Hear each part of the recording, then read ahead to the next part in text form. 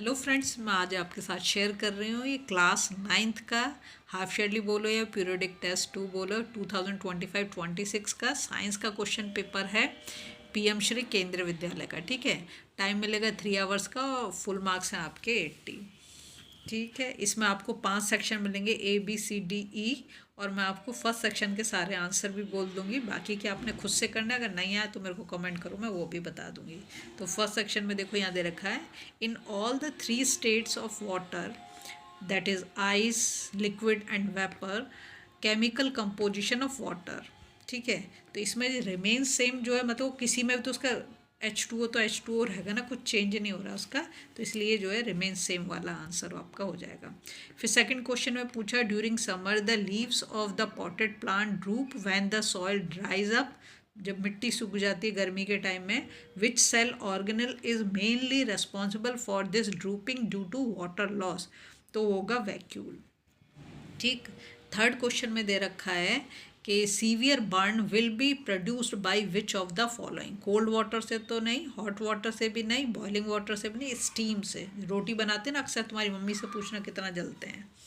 फिर आया question number 4, यहाँ दे रखा the image shows various types of cells, based on the image what could be the reason. यहाँ पे रीज़न आपको बताना है for the different shape and size of the cell, तो ये टू सूट देयर फंक्शन, जैसा उसका फंक्शन होगा उसके अकॉर्डिंग। ठीक है, नेक्स्ट क्वेश्चन पे हम जाते हैं। क्वेश्चन नंबर 5, यहाँ लिखा है what will likely happen if an animal cell and a plant cell are placed in a sugar solution. अगर शुगर सॉल्यूशन में हम उसको डाल रहे हैं that has a higher water concentration than that of the animal and plant cell. ठीक है, तो यहाँ दे रखा both the animal and plant cell will burst, ऐसा तो नहीं होगा। Both the animal and plant cell will swell, ऐसा भी नहीं होगा। Animal cell will swell while the plant cell will burst, ये भी नहीं होगा। Animal cell will burst while the plant cell will soil, तो ये हम पर जो है डी वाला ऑप्शन करेक्ट हो जाएगा। फिर क्वेश्चन नंबर 6 में पूछा है which of the following properties does not describe A compound. ये लिखा है इट इज़ कंपाउंड ऑफ 2 और more elements, it is a pure substance, अगर कंपाउंड है तो सब मतलब प्योर तो हो ही नहीं सकता। It can not be separated into constituent by physical means. फिर लिखा है it is mixed in any proportion by mass, तो ये वाला होगा। ठीक है, डी वाला ऑप्शन। फिर यहाँ दिखा है in the tincture of iodine find the solute and solvent. ठीक, यहाँ देखा alcohol is the solute and iodine is the solvent, नहीं, iodine is the solute and alcohol is the solvent, बिल्कुल सही है। ठीक है, बी वाला ऑप्शन। फिर आ जाओ आप क्वेश्चन नंबर 8 पर। यहाँ पर दे रखा है in a science experiment Ayesha was blindfolded and asked to identify object by touch. She could still feel textures, temperatures and shape and respond accordingly. Which tissue made this sensory recognition and quick response possible. ठीक है, यहाँ देखा epithelial tissue नहीं, connective tissue no, nervous tissue, तो हमारा C option जो है correct हो जाएगा। फिर क्वेश्चन नंबर 9 में देखो, यहाँ देखा 4 cars A, B, C and D are moving on a labelled road, their distance versus time graph are shown the figure, choose the correct statement. तो यहाँ दे रखा car A is faster than car D, देखो A देख लो और D नहीं।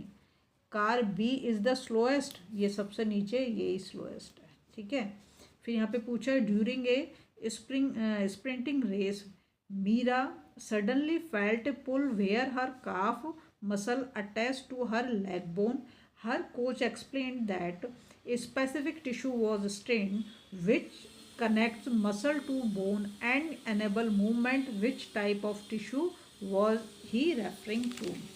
यहाँ पर हमें ऑप्शन दे रखा है लिगामेंट, टेंडन, कार्टिलेज और बोन, तो इसमें हमारा बी ऑप्शन करेक्ट हो जाएगा। ठीक है, फिर पूछा when final position of an object in motion coincides with its initial position, in this case both displacement and distance are zero, नहीं, displacement is zero but distance is not zero. ठीक है, तो ये हमारा बी ऑप्शन करेक्ट हो जाएगा। फिर question number 12 देखो, यहाँ पे दे रखा है a person standing in a moving bus that suddenly stops, the person tend to, किधर की तरफ जाएगा वो है, fall backward, remain standing, fall sideways या फॉल फॉरवर्ड, आगे की तरफ ही हम गिरते हैं, ठीक है। What kind of force is given in the picture, यहाँ पर देख लो आप, तो बैलेंस्ड है दोनों साइड, क्योंकि इसका अगर तुम फोर्स देखो ये भी 300 न्यूटन और ये भी 300 न्यूटन है, इसलिए क्या हो जाएगा, बैलेंस्ड हो जाएगा, दोनों साइड पे एक ही है। फिर क्वेश्चन नंबर 14 में पूछता है if the mass of an object earth is 60 kg, ठीक है, अर्थ पे जो मास है वो कितना है, 60 kg है। What will B its weight on moon, moon पे जाके कितना हो जाएगा, यहाँ पर ध्यान रखें ना, ये kg में और ये न्यूटन में, तो ये बी वाला ऑप्शन करेक्ट होगा। फिर है velocity is defined as dash per time, तो डिस्प्लेसमेंट पर टाइम आंसर होगा आपका। फिर क्वेश्चन नंबर 16 दे रखा है, an object is dropped from a height and falls freely under gravity, what will be the velocity after 3 second, तो ये होगा 29.4 मीटर पर सेकेंड। अब यहाँ पर जो है इसको बहुत ध्यान से आपने समझना है। असर्शन और रीजन बेस्ड क्वेश्चन दे रखे हैं, ये ऊपर इसमें 4 ऑप्शन दे रखे हैं। तो पहला जो दे रखा है असर्शन में, uniform circular motion is also called accelerated motion, ठीक है। रीज़न दे रखा है direction of motion changes at every point so velocity is not constant, ठीक है। तो इसका जो है हमारा ये ए वाला सही हो जाएगा, both assertion and reason are true and reason is the correct explanation of assertion, ठीक है। तो इसमें हमारा कौन सा ऑप्शन ठीक हो जाएगा, ए वाला।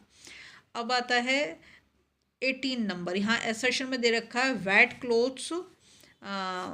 Clothes do not dry in dark, कि अंधेरे में वो सूखते नहीं है। रीज़न दे रखा है evaporation also occurs in the dark, evaporation तो हर एक उस पर चलता रहता है, लेकिन assertion is true and reason is false, तो इस वाले का जो आंसर होगा आपका डी वाला हो जाएगा, ठीक है। फिर 19 में देखो, 19 में दे रखा है when a beam of light is pass through a colloidal solution passed in a dark place the path of the beam becomes visible, वो दिखाई देने लगता है। और रीज़न दे रखा है इसमें कि light gets scattered by the colloidal particles, ठीक है। तो इसमें जो है हमारा, इसमें फिर हमारा ए वाला सही होगा, both assertion and reason are true and reason is the correct explanation of the assertion, तो इसमें हमारा ए वाला ठीक हो जाएगा, ठीक है। अब हम जाते हैं क्वेश्चन नंबर 20 पर।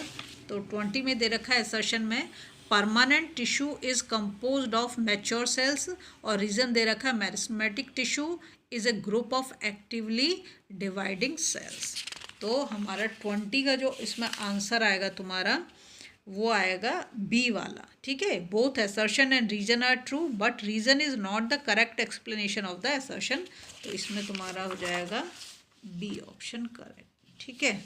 इसके बाद यहाँ पर जो तुम्हारे 2 मार्क के क्वेश्चन शुरू हो गए, इसमें 5 क्वेश्चन दे रखे हैं, तो हर एक क्वेश्चन को आपने अच्छे से पढ़ना है, समझना है, उसके बाद करना है। अगर किसी क्वेश्चन में प्रॉब्लम आती तो प्लीज़ कमेंट करें, आंसर भी प्रोवाइड कर दूँगी, लेकिन पहले आप इसे अच्छे से पढ़ो, समझो और खुद से करने की कोशिश करो, ठीक है।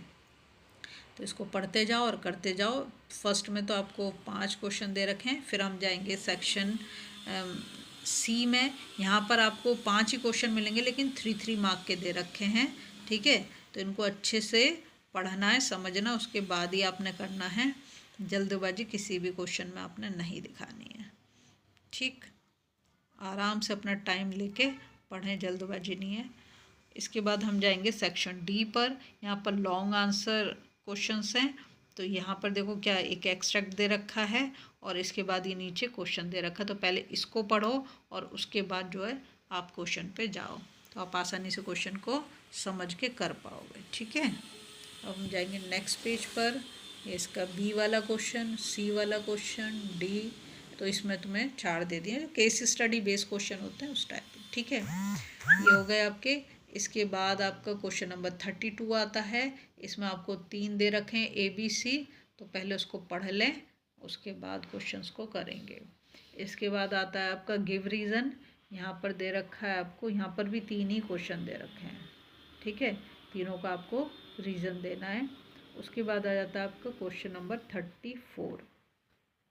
तो 34 में देखो क्या बोल रहा है, उसके अकॉर्डिंग आपने करना है। यहाँ पे तो आपको ड्रॉ भी करना है कुछ कुछ, 35 में ड्रॉ करना है, ठीक है। यहाँ पर आपको नाम लिखने हैं, समझ में आ रहा है, यहाँ पर आपको नाम लिखने हैं जो वो पूछ रहा है। आइडेंटिफाई द फॉलोइंग टिश्यू, उसमें भी आपको टिश्यू का नाम देना है। यहाँ पर जो आपको डिस्टेंस टाइम ग्राफ ड्रॉ करना है और ये 3 सिचुएशन दे रखी हैं, उसके लिए आपको ड्रॉ करना है, ठीक है।